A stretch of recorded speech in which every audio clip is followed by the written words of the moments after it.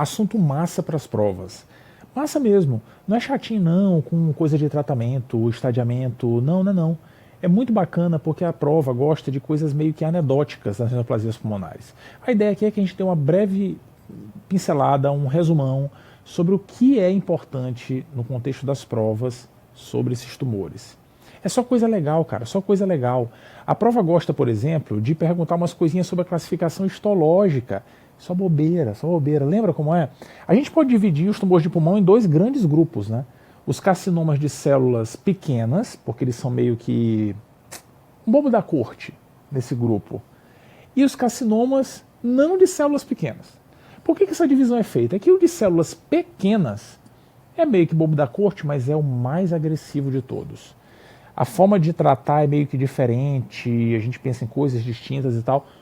Os outros não, eles são meio que parecidinhos, entendeu? Então muitas vezes se divide nesses dois grupos. Mas aqui é mais legal a gente fazer análise dos tipos histológicos mesmo. Então tá aqui eles, ó. Estão aqui. Do mais prevalente para o menos prevalente. O adenocarcinoma está em letra maior porque é o mais prevalente, seguido do epidermóide, depois células pequenas e por último, o menos prevalente, o carcinoma de células grandes. Esses tumores, eles têm algumas características peculiares que chamam a atenção do examinador. Por exemplo, a gente pode listar eles de outra maneira. Assim, ó, 2 para lá, 2 para cá, dependendo da localização dentro do tórax. Preferencial, óbvio. Adenocarcinoma e carcinoma de células grandes têm uma tendência a serem mais periféricos. Entendeu? Por isso que foi lá para a periferia, né? Sacou? Já o carcinoma epidermoide e de células pequenas costumam ser mais centrais. Sabe qual é a importância disso? Na prova, o examinador costuma botar assim, ó, um tumor está promovendo derrame pleural no paciente. Qual é o mais provável? Peraí. Qual é periférico? Adenocarcinoma e células grandes. Qual é mais comum dos dois? Adenocarcinoma, então deve ser ele. Entendeu? Olha que coisa. Um tumor está invadindo a veia cava, aqui no centro. Olha só. Entendeu? Quem será? Pode ser epidermoide, células pequenas e tal. Entendeu? Viu só? Isso é interessante.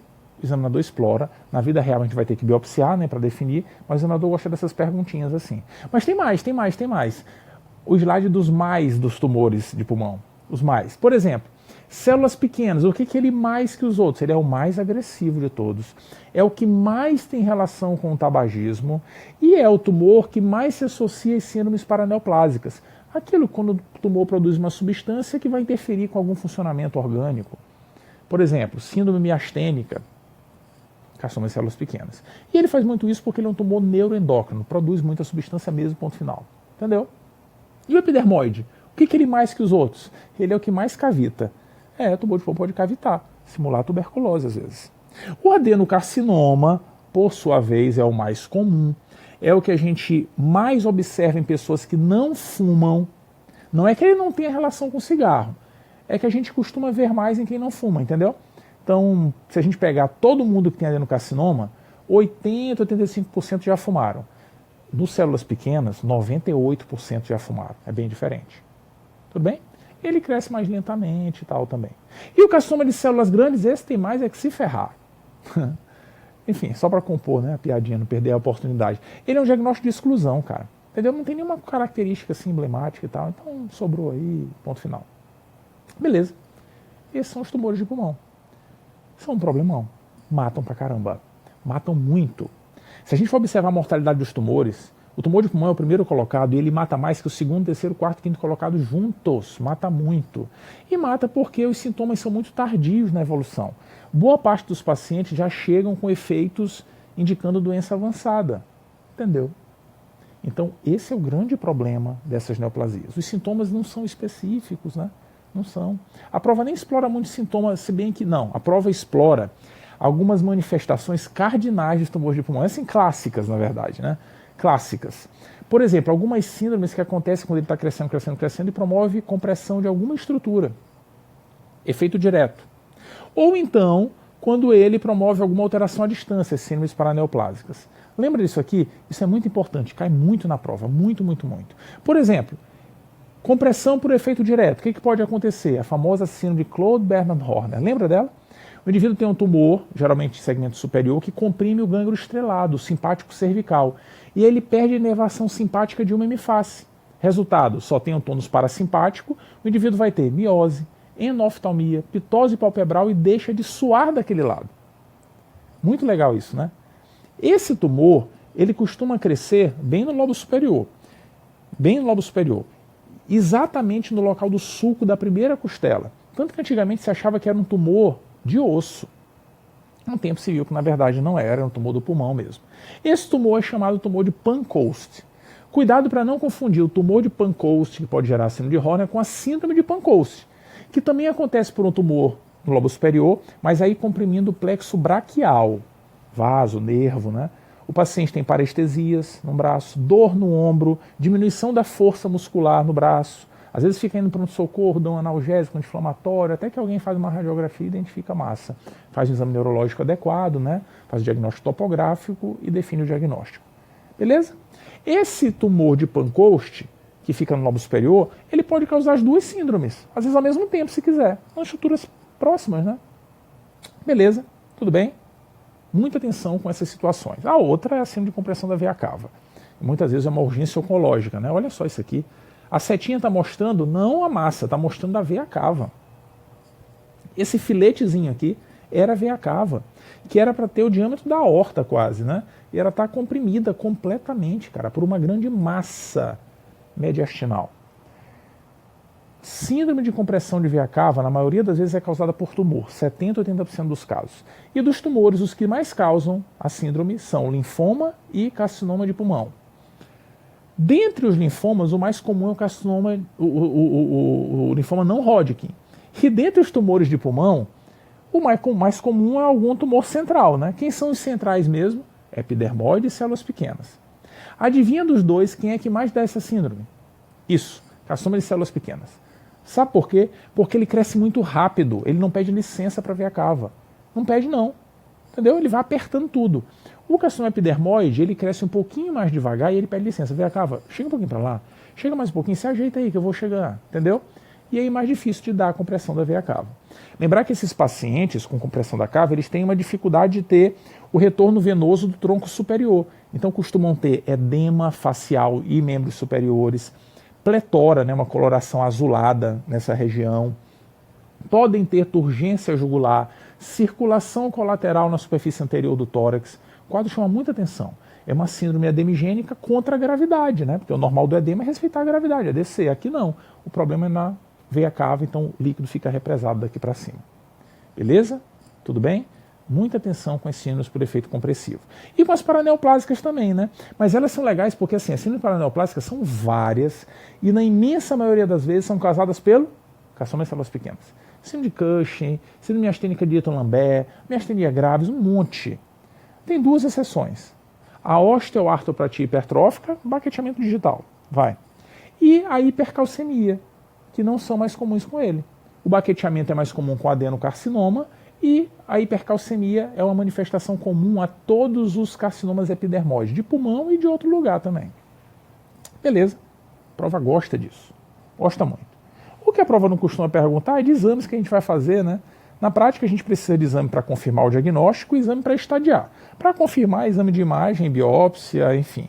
E para estadiar o paciente, além da tomografia de tórax, a gente vai olhar todo o pulmão, mediastino, fígado e suprarrenais, já vem na tomografia, pacote completo. A gente também avalia tomografia de crânio e esqueleto. Pode ser com cintilografia óssea ou PET scan. Tudo bem? E aí o que a gente vai encontrar às vezes, né, na investigação do tumor é isso aqui, né? Paciente com uma massa, uma lesão arredondada, aqui projetada no terço médio do hemitórax esquerdo. Uma lesão em conformação em massa como essa, até prova em contrário, é neoplásica. Certo? Toda lesão pulmonar arredondada maior que 3 centímetros deve ser neoplásica. Beleza? Na tomografia pode aparecer de várias formas. Aqui uma massa bocelada, projetada no pulmão direito. E aqui a gente vê no corte coronal que essa lesão está coladinha na fissura que separa os lobos pulmonares, né? Bem no lobo superior direito mesmo. Beleza? Então assim que o tumor de pulmão pode aparecer na prática. A gente não precisa se angustiar com o estadiamento. O estadiamento não costuma ser explorado nas provas, não costuma. Ele é complexo, eu não sugiro que a gente grave, não sugiro mesmo. Mas se quiser, de repente, né, eu quero gravar, eu sou ninja de gravar as coisas, eu vou fazer aqui um flashcard e tal, eu quero gravar. Então, fique com o que é um T4, um N3 e um M1, que são características que se associam à dificuldade de cura. Principalmente quando tem um N3, que é um tumor hilar contralateral, linfonodo, né, hilar contralateral, ou mediastinal, ou escaleno, ou supraclavicular, ou metástase. Lembrando que derrame pleural, se tiver célula neoplásica mesmo, invasão da pleura pelo tumor, é metástase já. Tudo bem?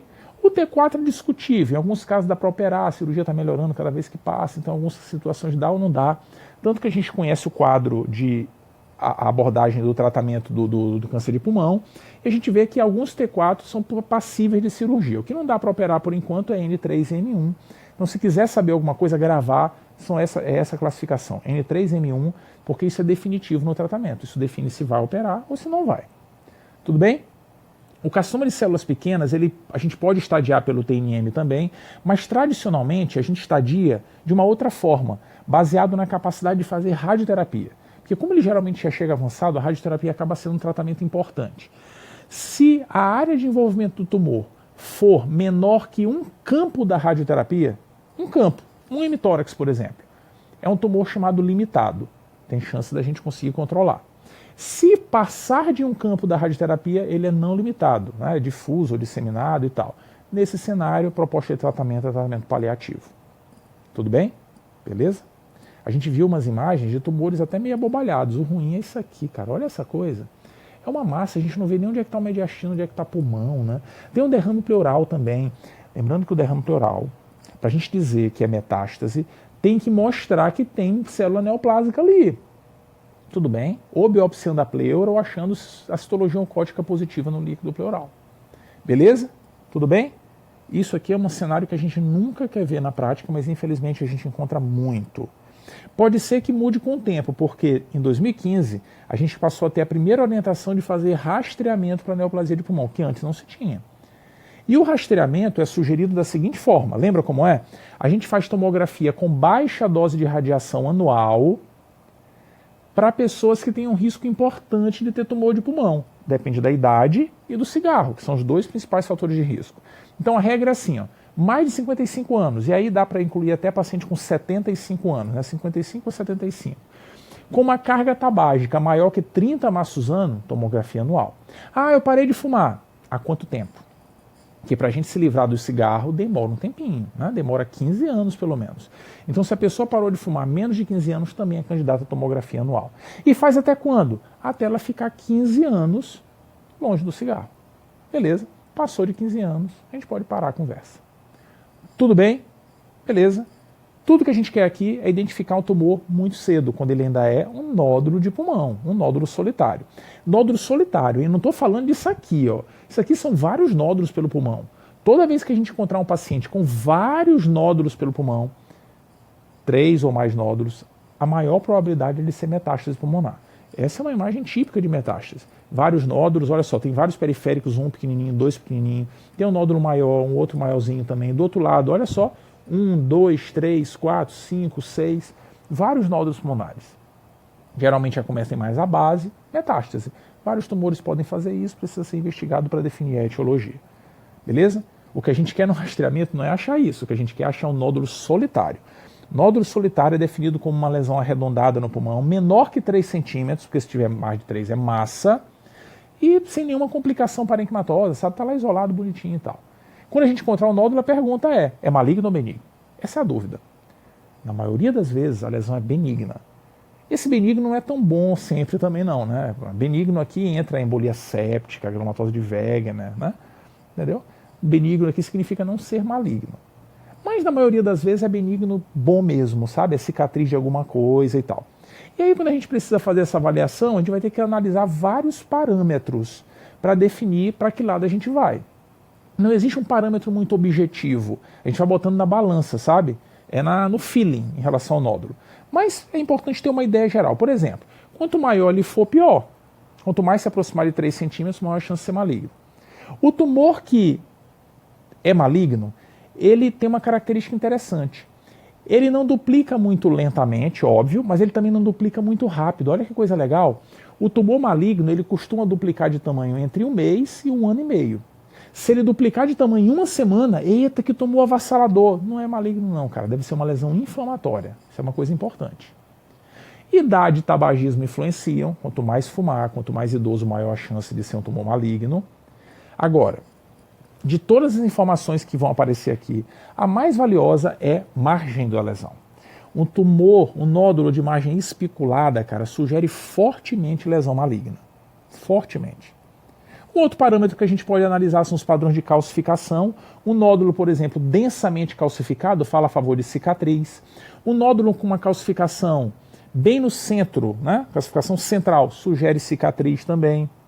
O nódulo com a calcificação em pipoca é a calcificação típica do amartoma, que é o tumor benigno mais comum do pulmão.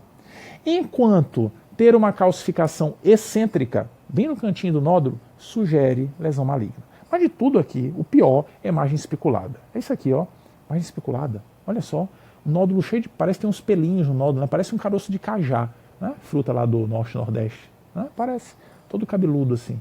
Isso aqui sugere fortemente lesão maligna. Muito mesmo.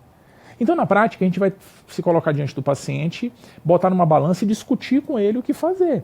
Porque não existe exame capaz de, enfim, definir que não a biópsia. Entendeu? Só que a biópsia pulmonar não é que nem biópsia à pele, né, cara? É complicado, né? Risco cirúrgico e tal, entendeu? E aí o que a gente faz? Na prática, a gente tenta definir as coisas da melhor maneira possível. Então a primeira pergunta que a gente faz para o paciente é assim: o senhor tem exame antigo? Percebeu? Entendeu a ideia? É que se o cara tiver um exame antigo, aquele nódulo já estiver lá, ele não é um nódulo doença, cara. Isso é totó, bichinho de estimação. Entendeu? Não é nódulo de doença. Então a gente pede exame do paciente e se tiver, ótimo. Se tiver exame de 2, 3 anos atrás, ótimo.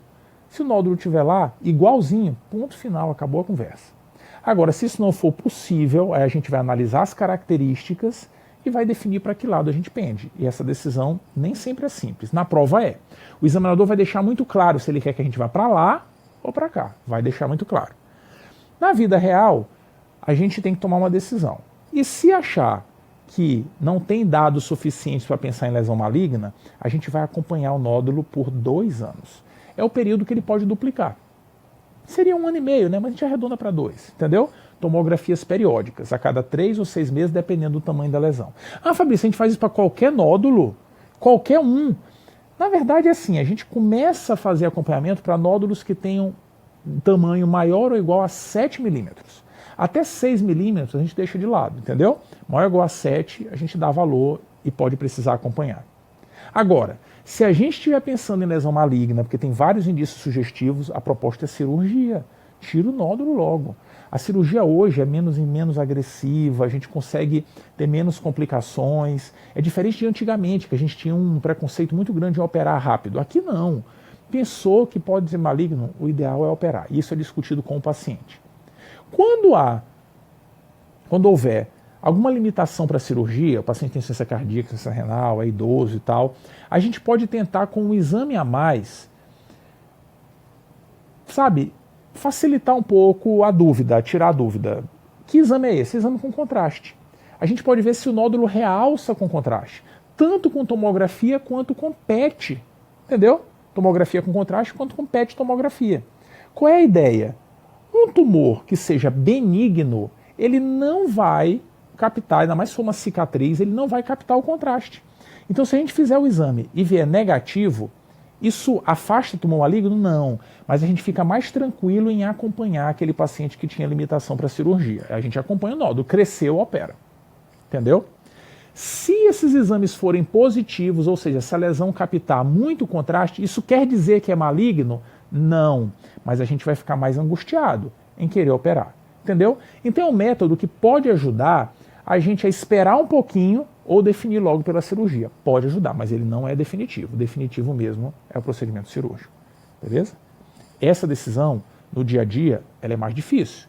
Na prova, é muito fácil. O examinador vai deixar claro o que ele quer da gente. Ele não tem outra opção. Se ele deixar claro, a gente anula a questão. Beleza? Essas coisas bacanas pra caramba é o que a prova gosta de explorar dentro das neoplasias de pulmão. Cara, não tem como errar. Não tem não. Vai por mim. Grande abraço.